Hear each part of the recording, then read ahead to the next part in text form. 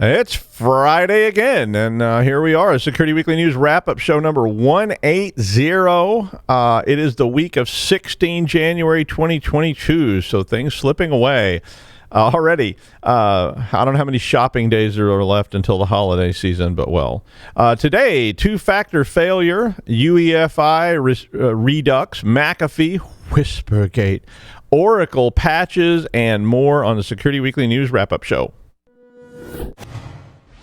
This is Security Weekly, for security professionals, by security professionals. We interrupt our program to bring you this important message. It's the show that keeps you up to date on the latest security news twice a week. Your trusted source for accurate security information and expert analysis. It's time for Security Weekly News. Monitoring and maintaining compliance is a never-ending struggle with a high price of failure. Firemon helps customers meet complex and varying compliance requirements. Firemon has fully customizable reporting, analytics, assessments, and dashboards to meet the compliance needs of any organization. With Firemon, compliance reports take a tenth of the time, and real-time continuous compliance eliminates the anxiety and headaches of audit preparation. Improve security outcomes by improving security operations with Firemon. Visit securityweekly.com/Firemon to learn more. Every 11 seconds, there's a new ransomware attack. Oil pipelines, universities, corporations, all paying millions of dollars. Barracuda says, don't pay the ransom. Before a ransomware attack occurs, train your teams to recognize an attack and use anti-phishing technology. Protect your applications, and they can't get onto your network. Simple backup and restore solutions quickly recover your data without paying the ransom. Build your ransomware protection plan now by visiting securityweekly.com/Barracuda. That's securityweekly.com/Barracuda. Hello, I'm Doug White, and this is the Security Weekly News wrap-up show. On Application Security Weekly number 180, Mike did the first segment about the NPM library and the overall issue of what happens when libraries change. If you missed that story from last week, basically what happened was, a lot of times libraries get embedded in things and they get put there, and then they get put in other things, and then that library is used in another library, and on and on and on. And this is all this sort of supply chainy kind of stuff. The segment was about how to try to ensure that open source tools receive all the support that is really needed to have security and stability. I mean, and that's a very big challenge, because as you add these open source tools or even commercial tools, what if they change? What if they introduce new security problems later, and you're sort of happy everything's working, and then they do an update and all things go straight to hell? In the second segment, Mike and John talked about scams and security flaws in the so-called web. I don't know if they're calling it Web 3, Web Cubed. I haven't seen anybody say it yet, but Web Cubed, which is, of course, the tech biggie people trying to build yet another new internet. They also talked about when decentralization looks centralized, SSRF from a URL parsing problem, vulnerability in AWS Glue, and 10 vulnerabilities used for CI/CD compromises. A lot of stories there. On Business Security Weekly number 246, Ben, Lee, and Matt. First, they talked about the Security Weekly 25 Index, which is always one of my favorite shows because I own some of those stocks too, and how it finally cooled off at 2226.93 as of the 13th of January. It's always a fun show for me, and I like the index, so check that one out. I guess it's not as fun for me as when it was going way up, and every time they did the show, they're like, "You're rich," even though I'm not rich. But you feel better when you go, "I own 3 shares of this," and I made $37.19. So let's buy a cigar. In the second segment, Ben, Jason, and Matt did arming CISOs with the skills to combat disinformation. Is the Great Resignation impacting cybersecurity? In fact, I've been feeling that myself. It's like maybe if anybody wants to hire me as a virtual professor, I'd give me a call. Are these 5 questions to decide your next career move, and more. So I need to go back and watch that segment again. On Enterprise Security Weekly 256, Adrian, Katie, and Tyler Shields had Rickard Carlson, the co-founder and CEO at Detectify, on the show. Rickard was on to talk about why hunting vulnerabilities is no longer enough to stay on top of threats, which that certainly makes sense to me, especially with just supply chain and all that. Vulnerability management versus attack surface management, and how security teams can adapt their vulnerability management process to modern dev cycles. So a lot of stuff there. In the second segment, Will Clark, a software architect at Acela, joined the show to talk with the host about the challenges facing software and system architects in small and medium-sized businesses. On Security and Compliance Weekly number 99, I think that was their first show this year, maybe. Jeff Mann hosted Barak Engel, the chief geek, that was his description, not mine, chief geek, CEO, and founder at EA Immune. I don't know if for both segments. They were talking. It was letting Barak talk about his books. So his original book, which is called Why CISOs Fail, and then about his forthcoming book, which is called Security Hippie. So if you're interested in those, certainly fun to hear Barak talk about them. And if you don't know Barak, he's kind of famous, I guess, for creating the virtual CISO model 20 years ago. So, this was a new thing, and people started talking about, could you just, share these resources, which is kind of and I mean, I've done that, and a lot of you probably done that as well, but I have acted in that capacity before. On Security Weekly News number 179, the inestimable Aaron Leyland was on as a guest to talk about zero trust issues. And it's definitely worth checking out if you like Mr. Leyland. He's always so much fun to hear his commentary on various and sundry things. On Paul's Security Weekly, number 724, first up was Neil O'Farrell at the Cyber Resilience Project, spelled PSY. Neil was on to talk about what we should do to raise awareness of issues of mental health for cybersecurity professionals. Been a lot of talk about that in recent years. People always assume that we're all just such well-adjusted and normal people that, we couldn't possibly have any problems. But that's not true, of course. And as the industry has grown, obviously they added people that actually have human empathy occasionally, and sometimes they struggle with those things. Neil discussed the key issues and different strategies on how to cope. So check that one out. In the second segment, they did the news, and in the third segment, a pre-recorded analysis of WP Scan. A lot of people are very, very excited about some of these tech segments we've been doing. WP Scan is a free tool for scanning WordPress and all the various vulnerabilities you can find in your WordPress site. The segment in and of itself is a walkthrough on how you set it up, how you configure it, and how to use WP Scan effectively. There's a paper attached to that segment, so if you want to check it out on the GitHub or on the show site, you can grab all that from there. If you're using WordPress, it's definitely worth considering that. My threat of the week is an oldie but a goodie, cyber vandalism. I think the very first stuff I ever did in security was about cyber vandalism and sort of cyber misbehavior. It wasn't, nation states coming after you. It was, very, very limited stuff. And, when I was in middle school, back when they used stone tablets and stuff, and when I was in high school, it really wasn't that unusual for somebody to be either crazy, and there were plenty of those people around, or somebody who was crazy bold, and, they would go up and yank the old fire alarm just before that big test and hope nobody saw them. Or somebody, not to mention, somebody mixes up some I put don't say it and some other don't say it together in the gym to make chlorine gas. Not that, that kind of happened once. They thought they were making like a stink bomb, but they were actually making, deadly chlorine gas. But it's middle school. What are you going to do? So, and in the last 20 years, I've consulted a lot of cases with schools that were getting literally hammered by their own students, although they usually thought it wasn't their own students because they were either sort of contemptuous of their students or they were like, oh, our students are such little angels.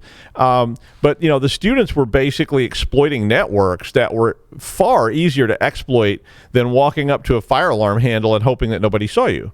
I mean, some of these were just totally ridiculous because the teachers had admin passwords written on their desks or on the little tray table you could pull out of their desks. And, the teacher would go to the bathroom and the students would run up there and pull the little desk out and go write down all the passwords. I saw databases that were wide open with default passwords like password. I saw one where the entire network was run with no passwords. They were all blank. in one of the cases I consulted on, a school administrator said it must be some kind of terrorists, since no child attending this school would ever do such a thing. And I was just like, wait, do you actually work in a school? But it was the kids, of course, who compromised the admin password using brute force. The root password itself was Go Panthers, and really it was. I changed the name so it would not identify anybody, but it was something like that. It was like the school mascot with Go in front of it, and they never changed it ever. And of course they've got students who've been told this password and so forth. And then every single password in the entire network was that. So in this article I attached, the NCA, which is the National Crime Agency of England, launched an initiative to try to stop kids from running attacks on their schools for fun, profit, or avoiding tests.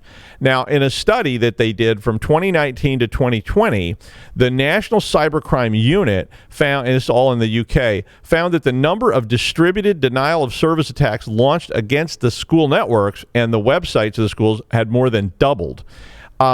So basically, when they looked at these students then, who was doing it, so the people that got caught, I guess, the average age was 15, but the youngest person that ran one of these attacks was 9 years old.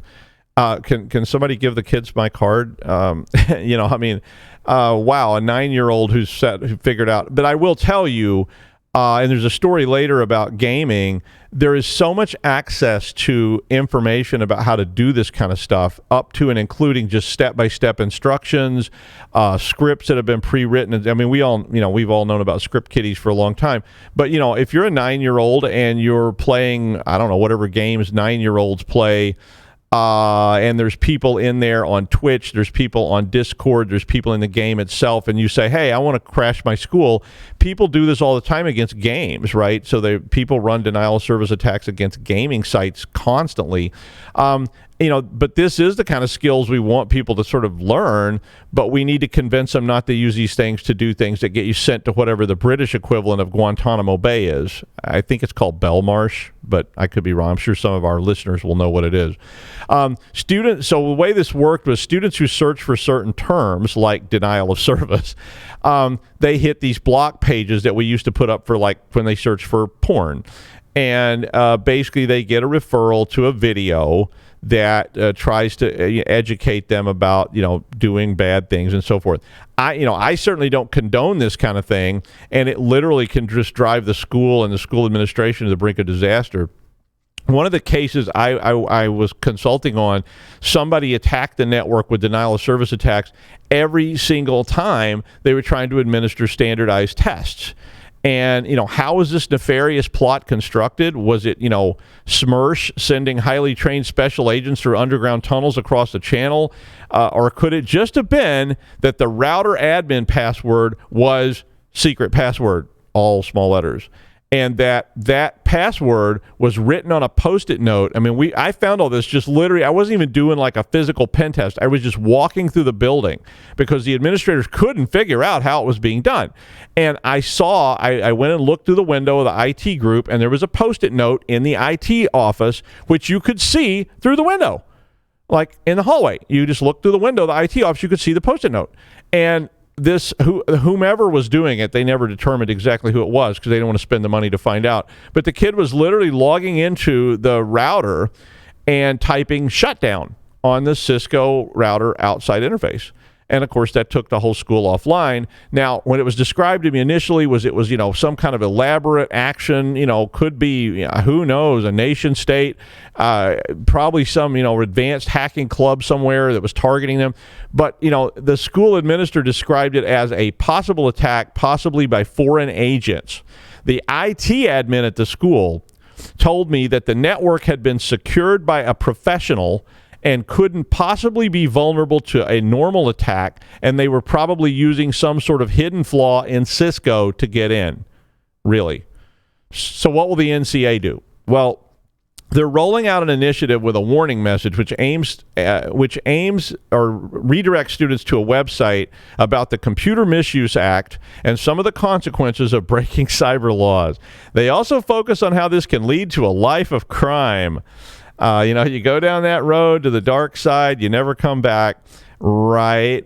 You remember those campaigns when you were in school? Because I'm sure they had them. When I was in school, we had one about drugs, which really made a lot of people wonder if they were missing out based on the vivid descriptions that they had of the effects of drugs. Now, they always, at the end of the whole thing about, the person was hallucinating for a whole weekend, and then they tried to fly off the San Francisco Bridge, that kind of stuff. Yeah.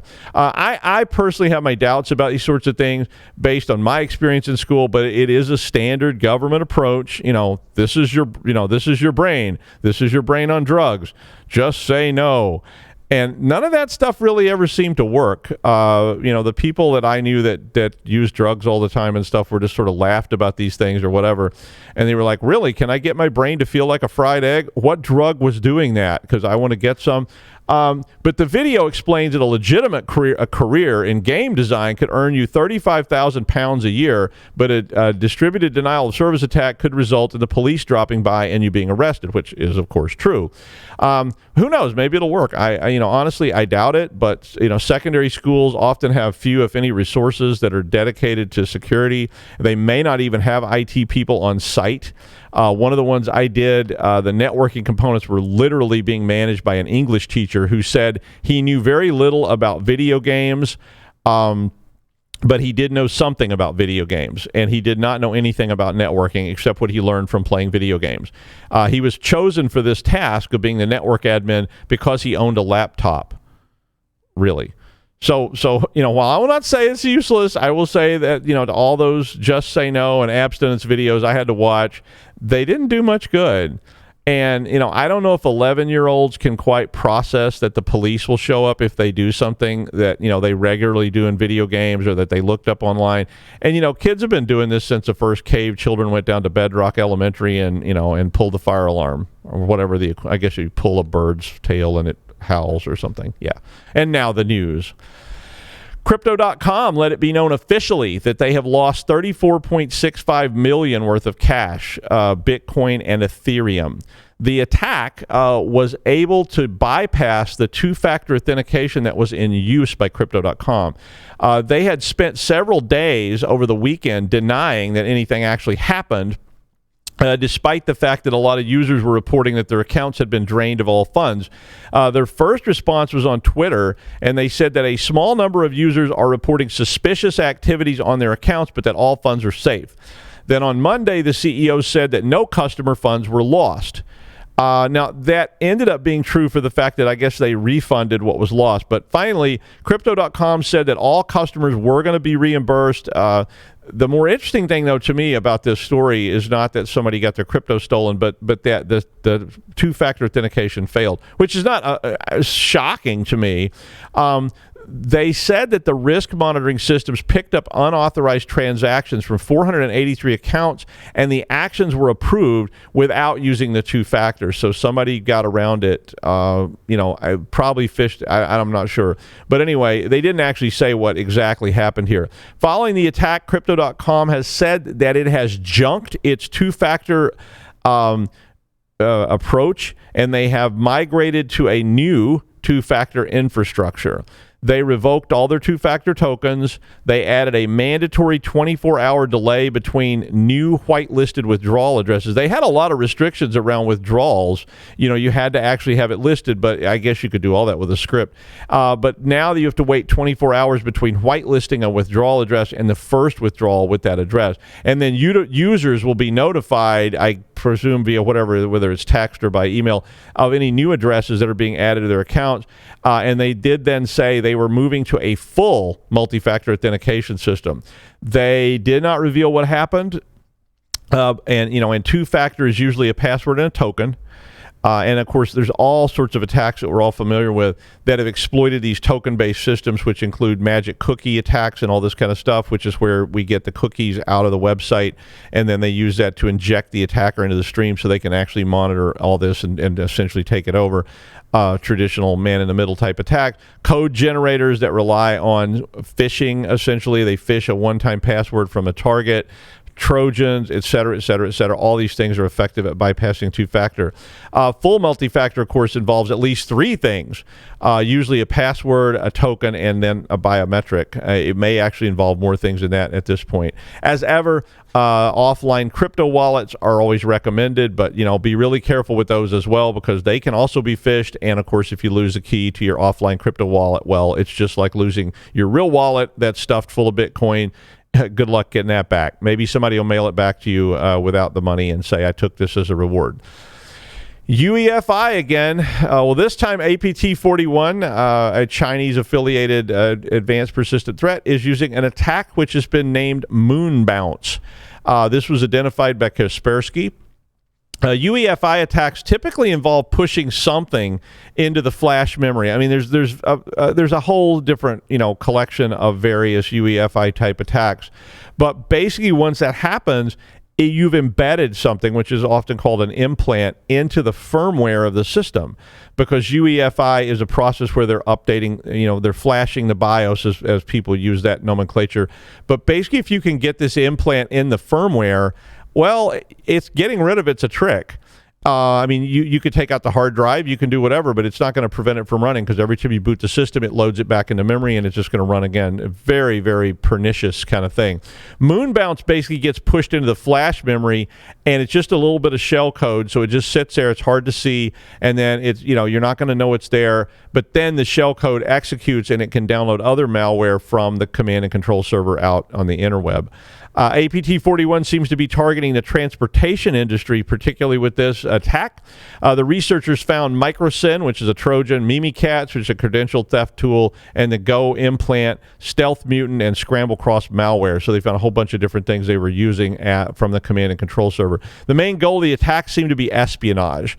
Moon Bounce was associated with APT41 due to its behavior and the content that it was using. APT41, of course, is affiliated, or at least believed to be associated with the Chinese government. The article itself has all the grim details if you want to read about exactly how this attack worked. McAfee has patched a problem in the McAfee agent software for Windows. This vulnerability allowed an attacker to escalate privileges and execute arbitrary code with system privileges, which basically is a game over kind of scenario.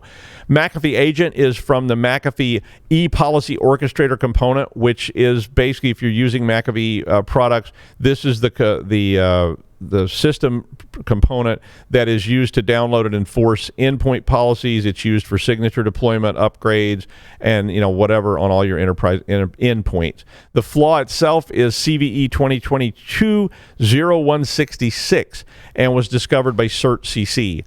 McAfee released an update on the 18th, which would bring you to version 5.7.5, and they have advised that any previous versions need to be patched. The vulnerability may only be exploited locally, but it can lead to, of course, it can be a secondary result of a more sophisticated attack, which gets people in the door.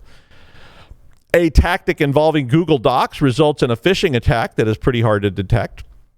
Avanon researchers said that the attacks primarily targeted Outlook users and hit more than 500 inboxes using 100 different Gmail accounts.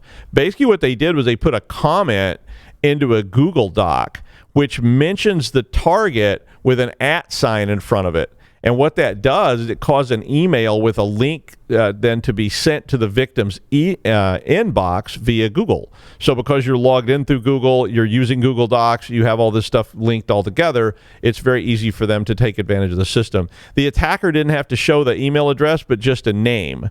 The article recommends that organizations extend their zero trust models beyond the identity and network levels, which makes sense. A lot of people haven't done that yet. But this type of attack is really just another phishing attack, but it really is taking advantage of what I call the fraying edge of your enterprise. Because, your enterprise used to have this nice border, but now, and the term in the industry is fog, the connections to the cloud, the constant and persistent connections into the cloud, and the fact that we use a lot of stuff that people may not actually think about as being cloud-based. Because it's very common now that things don't seem to be cloud-based because you're using it on your local system like Google Docs. and a lot of your users probably don't think about their Google Docs as not being on their desktop inside the enterprise safe. But like a lot of cloud-based resources, it's really, really easy for that to be out somewhere else. And it's very easy for everyone, including Google, to be pointing fingers at the other side and saying, who is responsible for protecting all these resources. Russia has always been interested in reacquiring the Ukraine, and of late they have moved troops into position around the country. At the same time, though, all the physical digital scenarios begin playing out.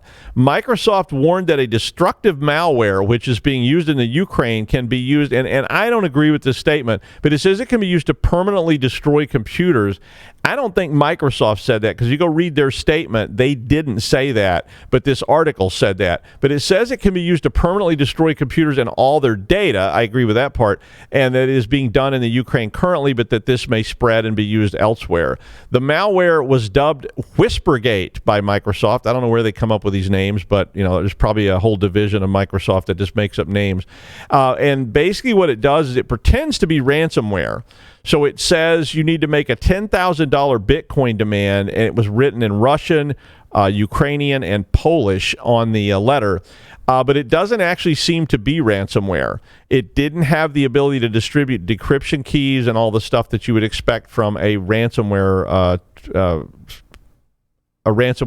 application. The malware actually overwrites the master boot record while the system is booting up, which means that it's never going to boot again. I mean, basically that's not typical ransomware behavior, because restoring the drive when the master boot record has been wiped out is kind of a forensics process. And if the MBR is gone, then the partition information and all the other relevant information may well be missing. So it may be possible to just put the partition information back. I've done that before and got back to all the files. But basically, the pointer in the MBR to the operating system files is going to be missing, so you're going to have to recreate all that and put the partitions back so the system will actually boot. Really nasty when you lose that MBR. The second stage of this is called stage 2.exe, and when that malware gets downloaded from a Discord channel as a part of this process, the tool looks for pretty much any file extension you've ever heard of, and then it overwrites the file names with random characters, and the contents of the file get overwritten with garbage up to about a meg. So it's going to be really, really tough to rebuild these systems at all. So it probably won't be long before you're seeing this process used elsewhere. It does seem like it still had to be dropped with phishing or some other sort of tactic, but obviously Russia's had a lot of interest in the Ukraine for quite a while. Welcome to the digital war zone. I'm not sure why the original story said it would destroy the computer, since it doesn't seem to do anything to the physical computer itself. I'm not sure how that would happen, but I guess that sells more newspapers. Oracle pushed out their first security update of the year and had a total of 497 new patches. I just dropped this in here because I was like, wow. This was the critical patch update for January 2022, and I mean, yeah, that's a lot.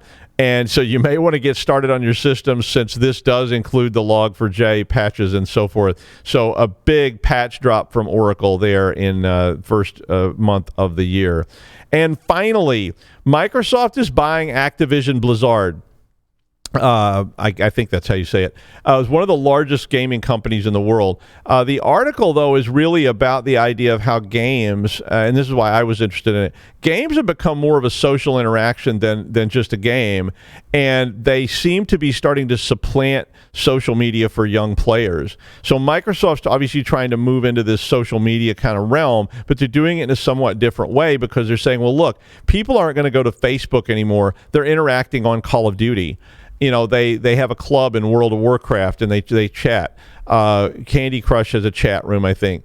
And of course, all these get added to Microsoft's already large Xbox group, which owns Minecraft and Halo and about a quadrillion other types of games. So if you played pretty much any game lately, you do know that this multifaceted element to gaming now, where there's both, you playing the game, the in-game interactions, and, chat rooms and other things that are in the game. And then, of course, there's also the back channel going on Twitch or Discord for a lot of people that are playing games online.